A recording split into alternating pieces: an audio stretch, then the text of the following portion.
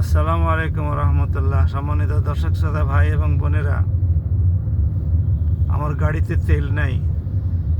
তেলের জন্য উত্তরা 10 নম্বর সেক্টর থেকে এখানে ভেড়িবাঁধের চৌরাস্তায় আসলাম। সেখানে তেল নাই, পাম্প খালি।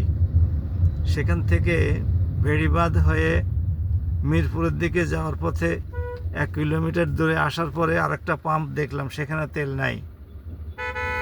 এখন যাচ্ছি আবদুল্লাপুরের দিকে। যদি সেখানে তেল না পাই তাহলে আমার গাড়ি বাসায় নিয়ে গিয়ে বন্ধ করে রাখতে হবে।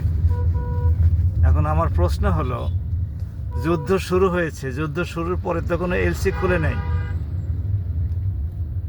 আর এলসি খুললে সেখান থেকে তেল আসতেও তো 15 দিন সময় লাগে। তাহলে হঠাৎ করে বাংলাদেশে তেলের ঘাটতি দেখা দিল কেন? একটা দেশে তেলের কি 15 দিনের মজুদও থাকে না? বাংলাদেশ সরকার এ ব্যাপারে কি কোনো চিন্তা ভাবনা করছেন? নাকি সরকারি গাড়ির পতাকা দেখলে তাদেরকে তেল দিচ্ছে যেন তাদের মাথা ঠান্ডা আছে? রাস্তায় শত শত ট্রাক, কার চলছে। আমরা এ ব্যাপারে উদ্বিগ্ন। যদি মাত্র 7 দিনের মাথায় এই অবস্থা হয়, তাহলে যদি আগামী 2 মাস যুদ্ধ চলে, তখন কি অবস্থা হবে আমাদের দেশের?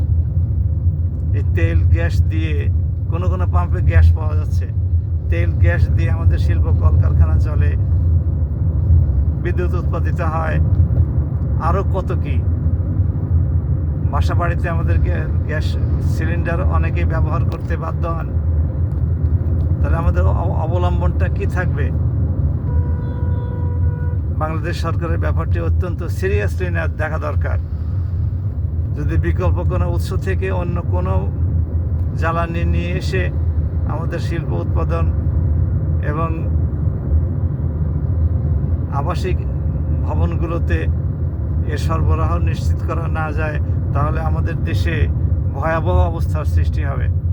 আমি এই ভয়াবহ অবস্থা যাতে না হয়, আমাদের জীবন যাতে বিপন্ন না হয়, সেই জন্য বাংলাদেশ সরকারকে অনুরোধ করব, এক্ষুনি প্রয়োজনীয় ব্যবস্থা গ্রহণ করুন, এক্ষুনি। সবাই ভালো থাকুন। আসসালামু আলাইকুম ওয়া রাহমাতুল্লাহ।